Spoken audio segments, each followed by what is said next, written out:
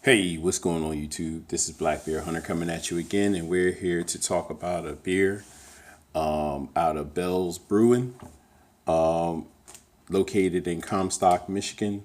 And the name of the beer is their cherry stout.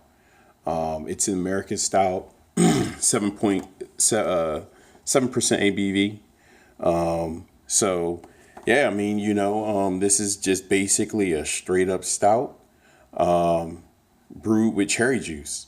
I'm not sure if the cherries are local or anything special like that, but this is one of their stouts that I think is rotational. They don't make this year round, but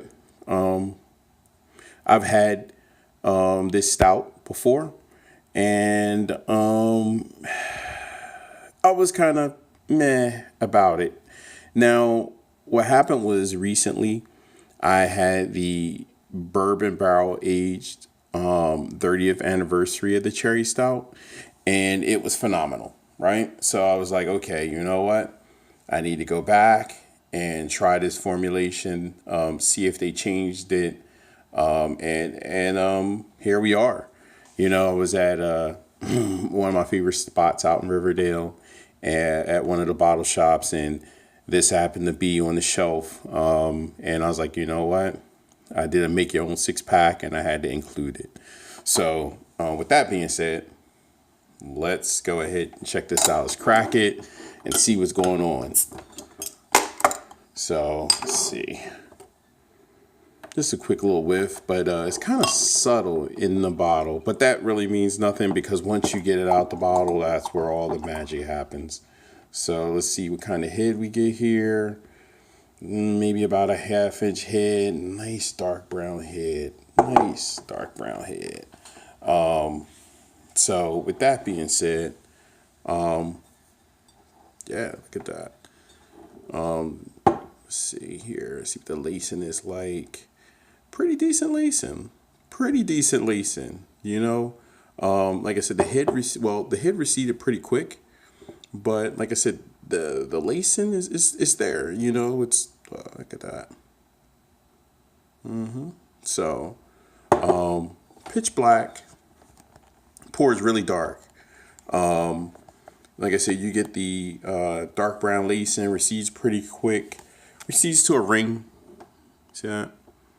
Got a nice little ring to it, which is it's not saying much, but I think because of the cherry juice, it should linger pretty well. The last time I had the cherry juice in this, it was just okay. It didn't stand out well, didn't sit well with the chocolate malts. Maybe if I would have sat it for like 6 months or so, to a year, it probably would have held up, and then maybe taste a bit better. But with that being said, let's get a whiff on it, check out the aromas, and see where we go from here. Yeah, like a ton of malts, and then right behind it, you get a ton of you get the cherry, and a slight little bit of coffee, right? So, yeah, kind of maybe, man, that smelled really good. It was a nice aroma on that. Let's go ahead and taste it and see. Yeah, because I mean, right now where we've at, we progress pretty quick, move pretty fast. I'm anxious to try it. So let's get back to it. So hold on here. Another whiff. And yeah, the coffee stands out more. So the chocolate and the coffee stands out more, and the cherry kind of disappeared. I hope the taste could be that way. I really wouldn't mind. It actually smells really good. Like they used a pretty decent chocolate. It smells like they used a pretty decent coffee. Let's see. Cheers, YouTube.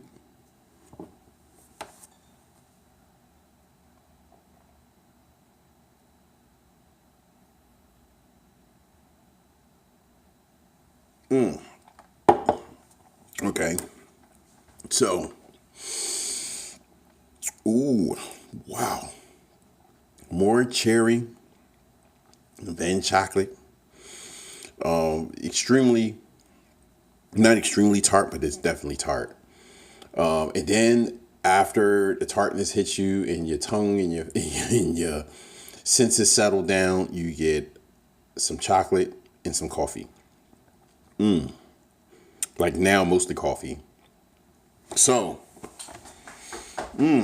so cherry up.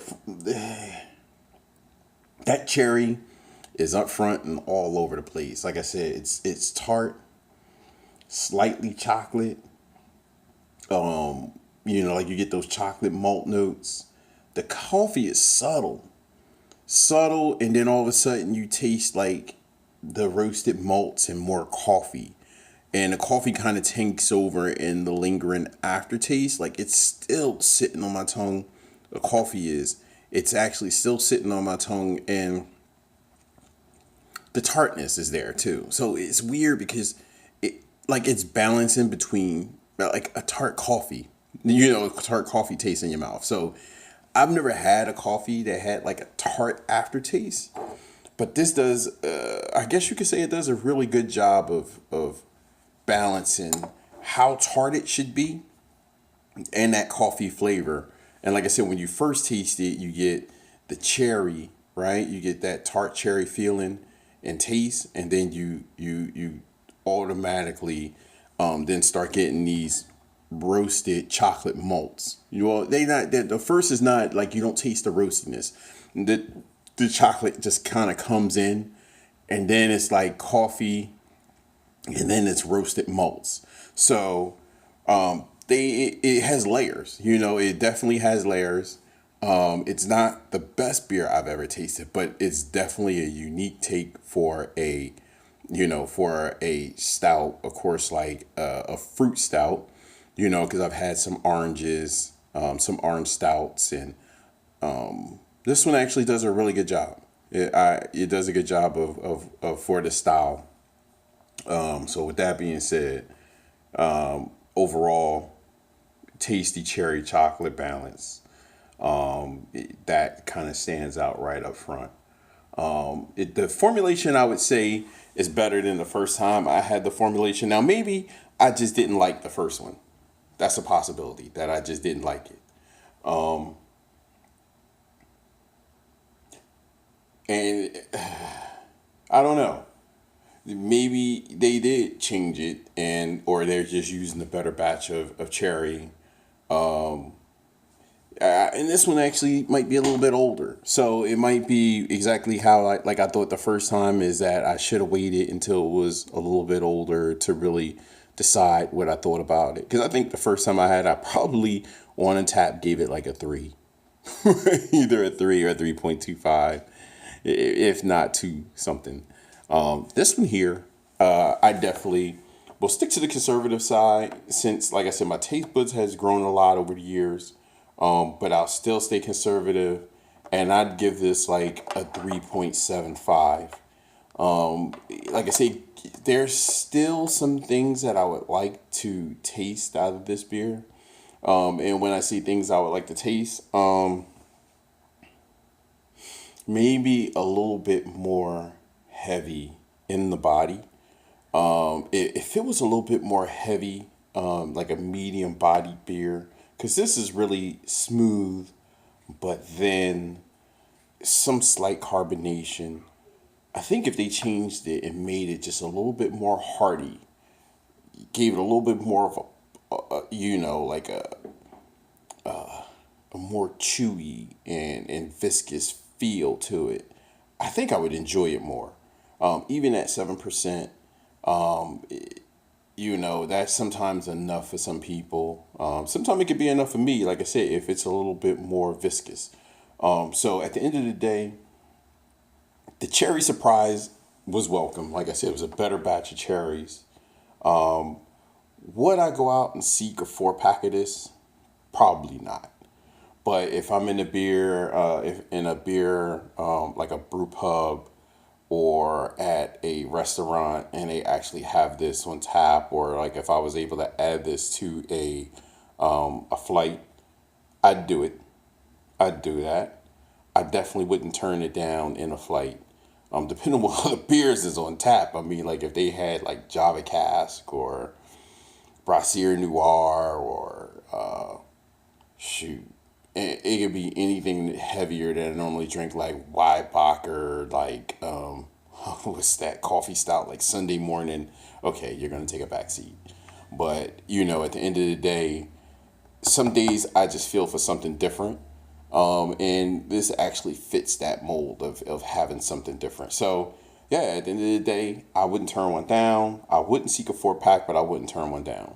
Now, I'd be curious to grab another. I think I probably got this for like $2.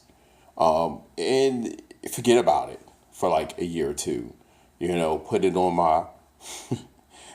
my Google Calendar to crush it in 2 years. So that I probably notify. I don't want to I don't want to overdo it, but 2 years, pop it out. Maybe even like 2 years. 2 years. See if it lasts. Pop it out. See where that cherry goes, and and try it out again. But like I said, conservative side, 3.75 on Untapped. Try it out. See what you think. If you've already had it, hit me up. We can talk about it. I probably will try to pull out the 30th anniversary, and we could talk about that. So yeah, YouTube, cheers. Let me finish watching some. I've actually spun back through the Umbrella Academy. I've had my friends talk about how much it bored them in the first episode. I really enjoyed it. But at the end of the day, let me go watch it again. And we'll talk. Cheers, YouTube.